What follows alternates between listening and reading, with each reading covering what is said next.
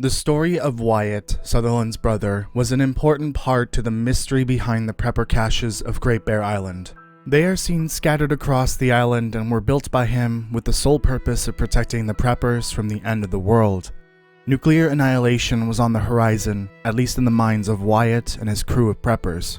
In this video, I want to finish Wyatt's story, but focusing on his so-called friends. Their views on his words, his work, and their shared interests would build their salvation from the apocalypse. This is the Preppers of Great Bear Island Part 2, Friends Turned Traitors. While his brother Sutherland explored the oceans of the world, Wyatt built himself a group of preppers with a shared vision to prepare for the end of the world. The group of 4 preppers feared a nuclear war was on the horizon, likely from the unstable post-collapse world. This group included Wyatt, the designer and engineer of the prepper caches, the half-brained stockpiler, the trophy hunter, and the conspiracy nut. Take note that Sutherland is the one that described the other 3 preppers as such and even had interesting information to offer about them.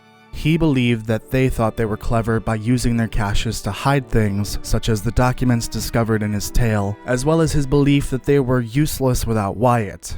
It is eventually revealed that these preppers were nothing like what Sutherland described them as.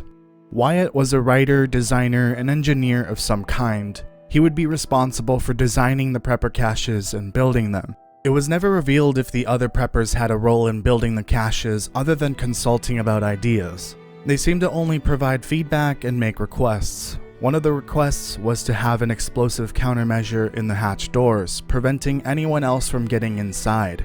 Sutherland explained that this was not something Wyatt would resort to on his own, so the idea likely came from the other preppers. They pushed him to get the hatch door countermeasure to work just right, otherwise they could not complete the prepper cache network. The group of preppers were eventually made aware that outsiders had been tracking their work. They feared the outsiders would request shelter, but they had no such intentions. The prepper cache network was only meant for them and other preppers that were affiliated with them. There is only one other prepper that we know for certain they had a connection with, which was Tom Joplin of Skeeter's Ridge. The word getting out of their plans was likely what led them to the countermeasure, ensuring their caches didn't fall into the wrong hands. Although they would have to abandon it in the case they did use the explosive, as they would otherwise be trapped inside. It eventually became apparent to Sutherland that the other preppers were using Wyatt. This may be why Sutherland described them all as useless without his brother. I don't believe Wyatt was oblivious to this and only wanted Sutherland to see what he was doing was important. They were not each other's fellow travelers, meaning they were going down such different paths that they could not follow each other. Sutherland preferred the open seas and Wyatt desired to be locked away underground, so they could never coexist. I don't take this as they hated each other, but more that they couldn't live their desired lives together because they were so different.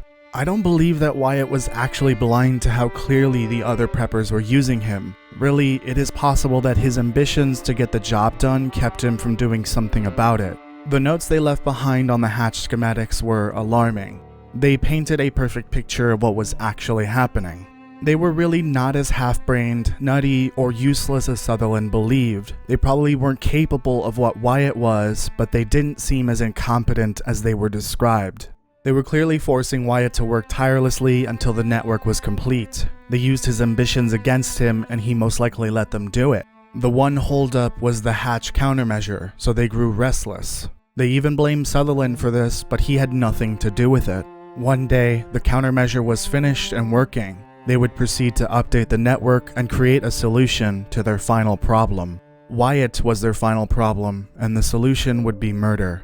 They held a meeting with him inside of his first prepper cache, the one he built for Tom Joplin, below the climb up to the Timberwolf Mountain region in Pleasant Valley. They would kill Wyatt by setting him on fire and leaving him inside the cache. Sutherland was aware of this meeting, which shows he and Wyatt still communicated. He arrived at the meeting place too late, finding the still burning remains of his brother. It was clear that the other preppers had left and taken various notes belonging to Wyatt, and they scattered. Sutherland decided to leave Wyatt in the cache and took the time to entomb his brother. We don't know how long ago this was from before the first flare, but it was likely a while back. With Sutherland's fragile memory, we will likely never know the time frame of these events. All he knew was that they got away with it and fled underground.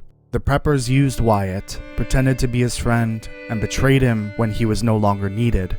The only people that didn't betray him were his own brother and Tom Joplin, as noted by Sutherland. This concludes Wyatt's story within the Long Dark and the second part of the Preppers of Great Bear Island.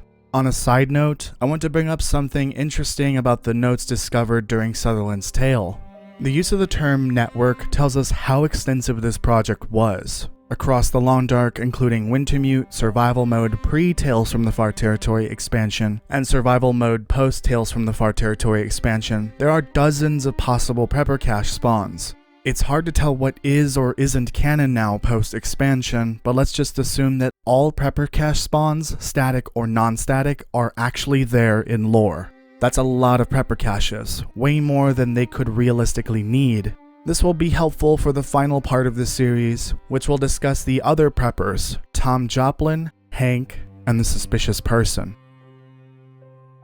Even if this apocalypse is here to stay, every long dark tunnel has light at the other end. All one can hope is to live long enough to see the beauty in between the darkness and the light.